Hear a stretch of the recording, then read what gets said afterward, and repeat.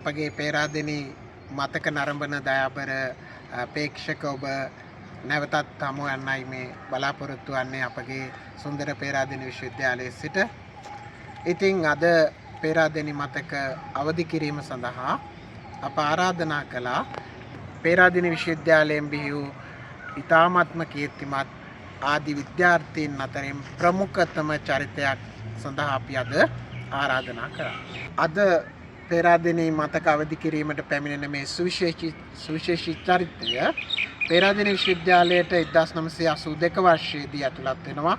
ඉන්පසු 1986 වර්ෂයේදී අය සිය ගෞරව උපාධි සාමාර්ථ සමගින් මේ විශ්වවිද්‍යාලයෙන් පිටව යනවා. ඉන්පසු මද කාලයක් ගුරුවරියක් වශයෙන් සේවය කරලා ශ්‍රී ලංකා අධ්‍යාපන පරිපාලන සේවය සඳහා ඇතුළත් වීමේ තරඟ විභාගයෙන් සමත් වෙලා ඇය සහකාර අධ්‍යක්ෂිකාවක් වශයෙන් පළමු රාජකාරී කටයුතු ආරම්භ කරනවා ශ්‍රී ලංකා පරිපාලන සේවය. ඉන්පසු ක්‍රමයෙන් ඉහළට ගොස් ඉතා ජනප්‍රිය තැනකට ඇය පැමිණෙන්නේ සහ ශාල කාර්යභාරයක් මේ රටට සිදු කරන්නේ මේ ලංකාවේ තියෙන ඉතාම ජනප්‍රියම පාසලක්. එය මහනුවර පිහිටි උසස් බාලිකා විද්‍යාලය. එහි විදුහල්පතිනිය වශයෙන් අය පැමිණෙනවා. මහනුවර උසස් බාලිකා විද්‍යාලයේ වසර 17ක අනුපමේය සේවයක් කරලා වර්තමානයේ පවතින ඒ උසස් බාලිකාවේ තිබෙන තත්ත්වයට ඔසවා තැබීමට සාල කාර්යභාරයක් කර ඇය අප අද පේරාදෙනි මතක අවදි කරන්න මේ කැඳවාගෙන ඇවිල්ලා තියෙනවා. එවනම් අපි ඇය සමග දොඩමළු වෙමු. ඇය තමයි උසස් බාලිකා විදුහලේ හිටපු විදුහල්පතිනිය එම් අබේගුණසේකර මැතිණිය. ඔබ තා සාදරයෙන් පිළිගන්නවා අපේ පේරාදෙනි මතක කණ්ඩායම යලිත් පේරාදෙනිය ඔබගේ මේ සරසවියට පැමිණි අවස්ථාවේ.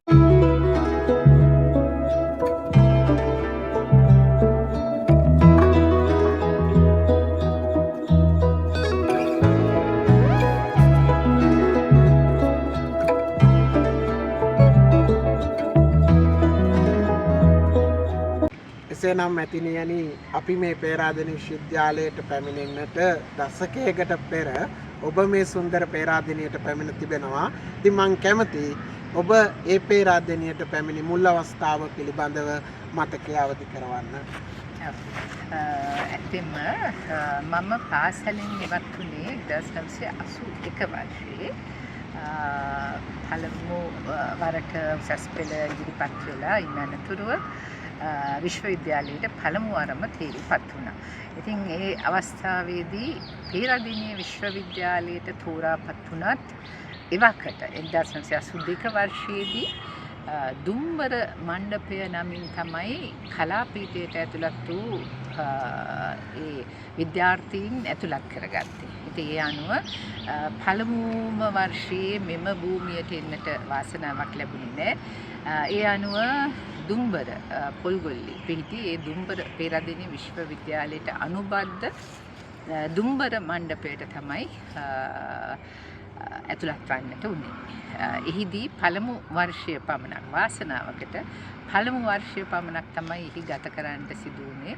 මම හිතන්නේ අපගේම වර්ෂයේ ඉගෙනගත් එහිදී අධ්‍යයනයට ලක් වූ ඒ ශිෂ්‍යාවන් ඒක රාශි වෙලා පේරාදෙනිය අත්දැකීම් ලබා ගන්නට ඕන කියන අදහසින් පොඩි වර්ජනයකුත් කරා මට මතකයි. ඒ අනුව එහි ප්‍රතිඵලයක් හැටියට දෙවන වර්ෂයේ සිට අපට වාසනාව ලැබුණා මේ පින්වත් භූමියට පේරාදෙනි විශ්වවිද්‍යාල භූමියට ඇතුළත් වන්නට. ඒ අනුව 1982 වර්ෂයේ දුම්බර මණ්ඩපය ලෙසින් පේරාදෙනි විශ්වවිද්‍යාලයට අනුබද්ධිතව තිබුණු ඒ ස්ථානයට ඇතුළත් වුණත් අපිට වාසනාව ලැබුණා 1983 වර්ෂයේ සිට පළමු උපාධිය නිමවන වර්ෂය වූ 1986 වර්ෂය දක්වා මේ පේරාදෙනි විශ්වවිද්‍යාල භූමියේ අධ්‍යාපනික කටයුතු ලබන්නට.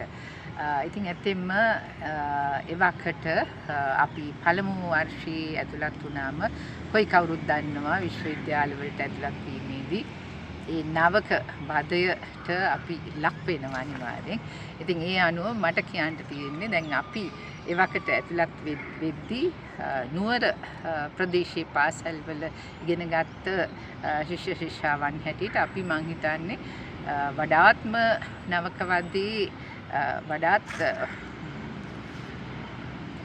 දිගු කාලීනව ඒ වදය ලැබුවා කියලා මට හිතෙනවා. මොකද ඒ වකට භාවිත කළේ කැන්ඩි කඩේ කියලා. කැන්ඩි කඩේ කියලා කියන්නේ මේ මහනුවර ප්‍රදේශයෙන් විශ්වවිද්‍යාලයට ඇතුළත් වෙන ශිෂ්‍ය ශිෂ්‍යාවන්. ඉතින් අපිට ජ්‍යෙෂ්ඨ උත්තමයෝ කියලා කියන්නේ අපි ජ්‍යෙෂ්ඨ වර්ෂවල අධ්‍යයනය ලබන අය. ඒ සහෝදර සහෝදරියන්. ඉතින් ඒ අය අපිට කැන්ඩි කඩේ උඹලා කැන්ඩි කඩේ කියලා එහෙම තමයි අපිව නවක වදයට ලක් කරේ. ඉතින් අපි හොඳ වෙලාවට නුවර අපි නේවාසිකාගාරගතව සිටින්නේ නැති නිසා මං හිතනවා අපේ වාසනාවට අපි දිවා කාලය තුල එදිනෙදා දිවා කාලය තුල පමණයි මේ නවක වදය දෙන අවස්ථාවලදී ඒට ලක් වුණේ. ඉතින් ඒ කෙසේ හෝ අපි ඇතෙම පළමු වර්ෂය දුම්බර මණ්ඩපේ ගත කළා. දෙවන වර්ෂයේ සිට 1986 වර්ෂය දක්වා පේරාදෙණිය විශ්වවිද්‍යාලයට ඇතුළත් වුණා. ඉතින් දෙවන වර්ෂයේ සිට පළමු වර්ෂයේ ප්‍රථම වර්ෂයේ පරීක්ෂණයේ ඒ ප්‍රතිඵල ආවම අපට තෝරා ගන්නට පුළුවන් විශේෂ උපාධියක් හදාරනවාද කියන එක. ඒ අනුව මගේ ජීවිතේ හරි ලොකු කැමැත්තක් තිබුණා මේ සමාජ විද්‍යා කියන විෂය ක්ෂේත්‍රයට. ඒ අනුව මම සමාජ විද්‍යා විෂය හරහා විශේෂ උපාධිය අධ්‍යයනය කරන්නටයි තෝරාගත්තේ. ඒ අනුව සමාජ විද්‍යා දෙපාර්තමේන්තුවට ඇතුළත් වෙලා ඉතිරි අවුරුදු 3ම ඒ අධ්‍යයන කටයුතු වල යෙදিলা ඇතෙන්ම ඒ අවසානයේ පැවැත්වෙන විභාගයෙන් සමාජ විද්‍යා විශේෂවේදී උපාධිය හරහා දෙවන පෙළ පහළ සාමාර්ථයක් සමග මා ඒ අධ්‍යාපනික වශයෙන් ජය ලබන්නට වාසනාව ලැබුණා. ඉතින් ඒ අතරතුර පේරාදෙණිය විශ්වවිද්‍යාලය ගැන කියනකොට ඉතින් අපි මගේ නිවසේ සිට තමයි දිනපතා ආවි ගියේ. ඒ වුණත් අධ්‍යාපනික කටයුතු සිදු කරන ඒ කාලය තුල අපි ඇත්තෙන්ම මේ විවේක තියෙන වෙලාවට අර ලෙක්චර්ස් මැද පොඩි විරාමයක් ලැබෙනකොට අපේ විශ්වවිද්‍යාලයේ අනෙක් ඉහෙලියෝ ඉන්න නේවාසිකාගාර වලට යන්නට අපි අවස්ථාව කරගත්තා. ඉතින් ඒ වගේ නේවාසිකාගාරවල යෙහෙලියෝ ඇසුරු කරන්නටත් ඒ වගේම බාහිර කටයුතු රාශියක දෙන්නට අවස්ථාව උදා වුණේ නැහැ. මොකද සවස අපි නැවත නිවෙස් කරා යන පිරිසක් වන නිසා. ඒ අනුව අපි ඇත්තටම මගේ දක්ෂතාවය අනුව මා තෝරාගත්ත ගාන්ධර්ව සභාවට ඇතුළත් වෙලා ඒ ගාන්ධර්ව සභාවේ සෞන්දර්ය පැත්තේ කටයුතු කිහිපයක් කරන්නට එහි සමාජිකත්වයේ දරලා. ඔබතුමිය පේරාදෙණිය විශ්වවිද්‍යාලයේ පළමු උපාධිය අවසන් කර නතර වෙන්නේ නැහැ අධ්‍යාපන ගමන. මේ සුන්දර විශ්වවිද්‍යාලයේ දාලා යන්න බැරුවද මන්දා නැවතත් එනෝ නේද මේ? අපි කැමති ඒ කතාවත් අහන්න. ඇත්තෙන්ම ඒ නැවතත් පේරාදෙණිය විශ්වවිද්‍යාලයට ඇතුළත් වෙන්නට වරම් ලැබීම තුළ මේ මා හිතනවා අපේ අධ්‍යාපනික අවශ්‍යතාවයකුත් තිබුණා. ශ්‍රී ලංකා අධ්‍යාපන පරිපාලන සේවයේ නිලධාරිනියක් ලෙස මට පළමු කාර්යක්ෂමතා කඩයිම ලෙස තමයි පශ්චාත් උපාධි අධ්‍යාපන ඩිප්ලෝමාව හදාරන්නට සිදු වුණේ. ඉතින් ඒ අනුව ඒ ප්‍රථම උපාධිය ලබාගත් මේ වාසනාවන්ත භූමියේදීම මෙම විශ්වවිද්‍යාලයේ අධ්‍යාපන විද්‍යා අධ්‍යයනාංශයට ඇතුළත් වෙලා මට හැකියාව ලැබුණා අධ්‍යාපන ඩිප්ලෝමා පිළිබඳ උපාධිය ලබා ගන්නට. ඉතින් ඇත්තෙන්ම එතනින් නොනැවති ඉන්න අනතුරුව තවත් මගේ හිතේ තිබුණු ආශාවක් කැමැත්තක් තමයි ඒ තවත් ඊටත් ඉහළ අධ්‍යාපනයක් ලබන්නට ඕන. මොකද මා පසු කරන ඒ අධ්‍යාපන ක්ෂේත්‍රයේ තුලම කියලා මා හිතලා අධ්‍යාපනය පිළිබඳ දර්ශනපති උපාධිය හදාරන්නට ඇතුළත් වුණා මා සේවය කරන ඒ කාලවකවානුව අතරතුරදීම. ඉතින් ඒ අනුව ඒ අධ්‍යාපන දර්ශනපති උපාධියත් මේ භූමියේදීම ඒ ශාස්ත්‍රීය කොටසද හමාර කරන්නට මට හැකියාව ලැබුණා.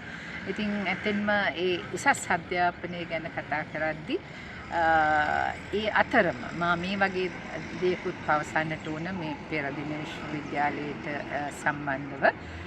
මොකද මම අධ්‍යාපනය පිළිබඳ ඒ දර්ශනපති උපාධිය දක්වා මෙම විශ්වවිද්‍යාලයේම හැදෑරූ කෙනෙක් හැටියට මාව තෝරාගත්තා අධ්‍යාපන ක්ෂේත්‍රයේ ගුරුවරුන් පුහුණු කරන ඒ ගුරු පුහුණු වැඩසටහන්වල බාහිර කතිකාචාර්යවරියක් ලෙස. ඒකත් එවකට අංශ ප්‍රධාන ලෙස කටයුතු කරපු ආචාර්ය ප්‍රසාද් සේතුංග මහතාගේ අදහසක් අනුව තමයි විදුහල් නියෝජනය කරලා පාසල් ප්‍රධානීන් ලෙස වැඩ කිරීමත් සහ උසස් අධ්‍යාපනික සුදුසුකම් කියන නිර්ණායක මත තමයි මාව එසේ තෝරාගත්තේ. ඉතින් මම ඉතාම කැමැත්තෙන් අධ්‍යාපන ක්ෂේත්‍රයේම අපේ ගුරු මහත්ම මහත්මීන්ගේ ඒ පුහුණුව වෙත මේ විශ්වවිද්‍යාලය භූමියේදී සිදු කරනු ලැබූ ඒ පුහුණුව වෙතත් මා ඒ අදාළ සහාය ලබා දුන්නා. ඒක ඉතාම ආසාවෙන් කැමැත්තෙන් විශාල හැඟීමකින් යුතුවයි මා ඒ ගුරු පුහුණුව සඳහා සම්බන්ධ වුණේ. ඉතින් ඊටත් එහා මම කතා කරනවා නම් පේරාදෙණිය විශ්වවිද්‍යාලයට සම්බන්ධ වීම පිළිබඳව මා සේවය අධ්‍යාපන ක්ෂේත්‍රයේ සේවයේ යෙදී සිටිමින් ඉන්න වකවානුව තුලදීම ශාස්ත්‍ර පීඨයේ බාහිර මණ්ඩල සමාජික අපි කිව්වොත් ෆැකල්ටි මෙම්බර් කියලා. ඒක මම හිතන්නේ ඉංග්‍රීසියෙන් කියද්දී හැමෝටම ඒක තේරෙනවා. ෆැකල්ටි බෝඩ් මෙම්බර් හැටියට ඒ බාහිර සමාජිකාවන් දෙන්නයි ඒ මණ්ඩලයට තෝරාගන්නේ බාහිර වශයෙන්. ඉතින් එයින් එක් අයෙකු ලෙස මම උසස් බාලිකා විද්‍යාලයේ විදුහල්පතිනියක්ව සිටියදී කලාපීඨයේ එසේ මාව තෝරා ගන්නු ලැබුවා. ඒ අනුව මා වසර 3ක් මට හැකියාව ලැබුණා ඒ මණ්ඩල සමාජිකාවක ලෙස එහෙම නැත්නම් ෆැකල්ටි බෝඩ් මෙම්බර් කෙනෙක් ලෙස කටයුතු කරන්නට. ඒ වගේම ඉන් එහාට ගිහිල්ලා මාව නැවතත් තෝරා ගන්නු ලැබුවා පේරාදෙණිය විශ්වවිද්‍යාලයේම කවුන්සිලය තියෙනවා උපකුලපතිතුමාගෙන් ප්‍රධානත්වයෙන් යුතු කවුන්සිලයක්. ඒ කවුන්සිලය සඳහාද බාහිර සමාජිකාවක් ලෙස මා ඒක ඉංග්‍රීසියෙන් කියනවා නම් කවුන්සිල් යුනිවර්සිටි කවුන්සිල් මෙම්බර් කෙනෙක් විදියට මට මතකයේ හැටියට තවත් වසර 4ක පමණ සේවයක් මේ විශ්වවිද්‍යාලයට මාගෙන් ලබා දෙන්නට හැකියාව ලැබුණා.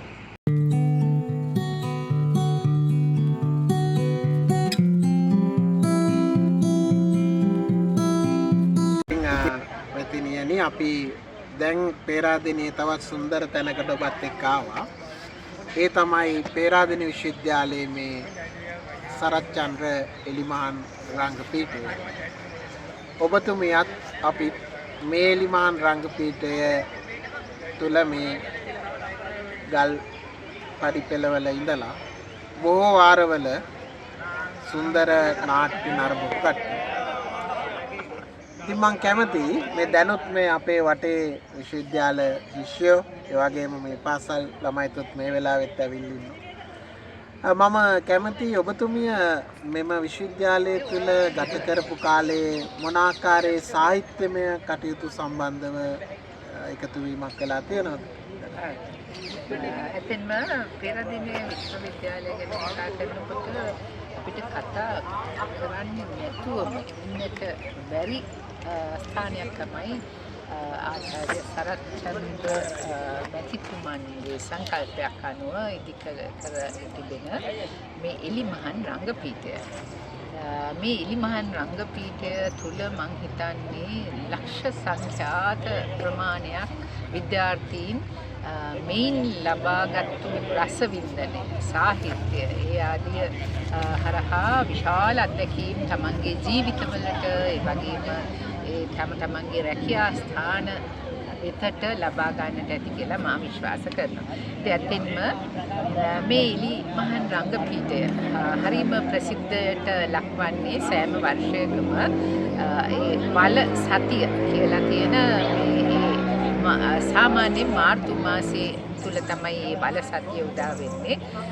පෙරදින විශ්වවිද්‍යාලයේ ශාස්ත්‍ර පීඨයේ සමාජිකාවන් මගින් තමයි එය සංවිධානය වෙන්නේ.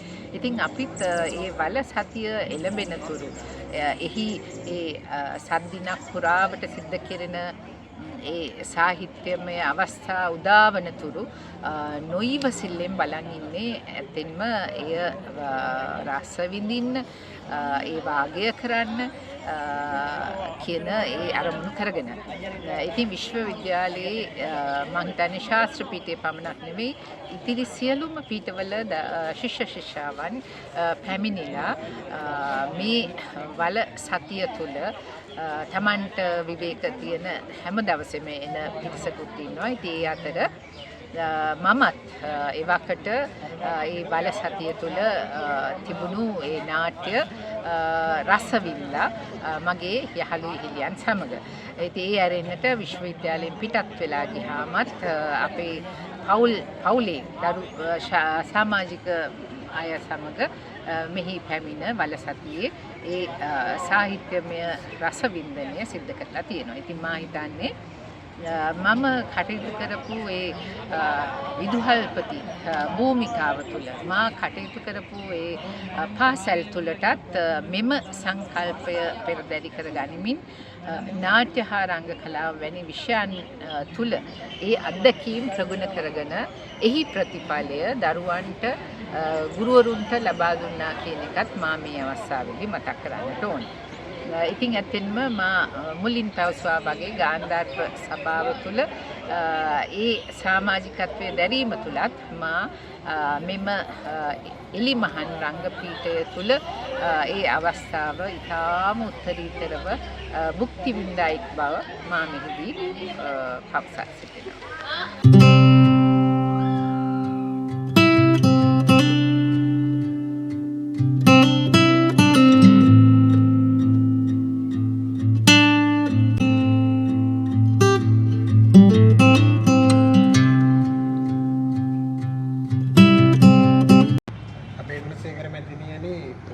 ඔබතුමිය දුම්බර මණ්ඩපයෙන් පේරාදෙණියට ආවට පස්සේ පළවෙනි වර්ෂය ගත කරලා මේ සුන්දර ස්ථානයේ මේ තියෙන සමාජ විද්‍යා දෙපාර්තමේන්තුව තමයි ඉතිරි වසර 3 ගත කරන්නේ. ඉතින් ඔබතුමියට මේ හා සම්බන්ධ මතක ගොඩක් ඇති අපිත් එක්ක බෙදා ගන්න අපි කැමතියි වහන්න. ඇත්තම මම මේ කියන්න ඕන අර විශේෂ උපාධිය සඳහා තෝරා ගැනීමේදී සමාජ විද්‍යා විශේෂ උපාධියට අපි හිටියේ කාන්තාවෝ 5 දෙනයි පිරිමි පාර්ශවයෙන් 4 දෙනයි. ඉතින් ඇත්තෙන්ම 9 දෙනෙක්. ඉතින් කුඩා කණ්ඩායමක්. ඒ කුඩා කණ්ඩායම වුණාට විශාල අත්දැකීම් සම්භාරයක් මෙතන මේ සමාජ විද්‍යා අධ්‍යයනාංශයෙන් ලබා ගත්තා. ඒකට ඇත්තෙන්ම මේ වෙලාවේ මතක් කරන්න ඕන ආචාර්ය ටියුඩර් සිල්වා සර් තමයි ප්‍රධානියා ලෙස කටයුතු කළේ. ඒ හිටපු ආචාර්ය මණ්ඩලයේ අනිත් කතිකාචාර්යවරුන් ඔක්කොම සිහිපත් කරනවා. මොකද ජීවිතේට ප්‍රථම උපාධිය තුළ ඒ න්‍යායාත්මක කරුණු වගේම අපි ඇතින්ම ඒ දවස්වල ඒ කතිකාචාර්යවරුන් සිදු කළ පර්යේෂණ රාශියක්. ඒ පර්යේෂණ සඳහා ක්ෂේත්‍රයට ගිහිල්ලා අපි ගොඩාක් අත්දැකීම් ලබා ගත්තා. ඒ පර්යේෂණ අවසානයේ ඉතින් ඒ කතිකාචාර්යවරු ඉතාම සතුටින් අපිට ඒ අවසාන ප්‍රතිඵලය ලබා දෙද්දී අපිත් මේකට දායක වුණා නේද කියලා අපි හරිම සතුටු වුණා. ඉතින් ඒ වගේම ඒ න්‍යායාත්මක වගේම අපිට විශාල ප්‍රායෝගික අවස්ථා ලබා දුන්නු විශ්වවිද්‍යාලයක් ඒ වගේම අධ්‍යයනාංශයක් තමයි සමාජ විද්‍යා අංශය. ඒ වගේම අපි තව පැත්තකින් කල්පනා කරොත් ජීවිතේට තව අත්දැකීම් ලබාගත් අවස්ථා තමයි නවක ශිෂ්‍ය කණ්ඩායමක් කෙනකොට අපි ඒක සෝෂල් එක කියලා. අපි ඒක සැමරුවා ඇත්තෙන්ම. අපි එහිදී ඒ උත්සව සංවිධානයෙන් විශාල අත්දැකීම් සම්භාරයක් ලබා ගත්තා. ඒ වගේම ඒ පළමු වරට පැමිණෙන ශිෂ්‍යාවන් පිළිගැනීමේ අවස්ථාව වගේම අපේ සීනියර්ස්ලා ජ්‍යෙෂ්ඨ උත්තමාවියෝ ඒගොල්ලන් විශ්වවිද්‍යාලයෙන් බැහැර යද්දී ඒක අපි කිව්වේ going down කියලා. ඒක ඉංග්‍රීසියෙන් භාවිතා කළේ සමුදීමේ සාදේ කියලා සිංහලෙන්. ඉතින් ඒ අවස්ථාවත් අපි සංවිධානය කරා ඒ වර්ෂයක් පාසා ඒකට සම්බන්ධ වුණා. ඉතින් ඒ වගේ ඒ සුහද සාද පවත්වන්නටත් අපිට පුළුවන්කම ලැබුණා. ඉතින් ඒ තුල ලබාගත්තු සංවිධාන සැලසුම් කරන ශක්තිය අපේ ජීවිතයට විශාල පිටිවහලක් වුණා. ඉතින් ඒ නිසා මම තාම ආදරෙන් සිහිපත් කරනවා සමාජ විද්‍යා අධ්‍යයනාංශය ඒ ප්‍රථම උපාධිය තුල න්‍යායාත්මකව වගේම ප්‍රායෝගික අත්දැකීම් ලබා දීලා වෙනත් ඒ විෂය සමගාමී කටයුතු හැටියට විශාල උත්සව ප්‍රමාණයක් සංවිධානය කරන්න අපිට අත්දැකීම් මේ සමාජ විද්‍යාංශයෙන් ලබා දුන්නා.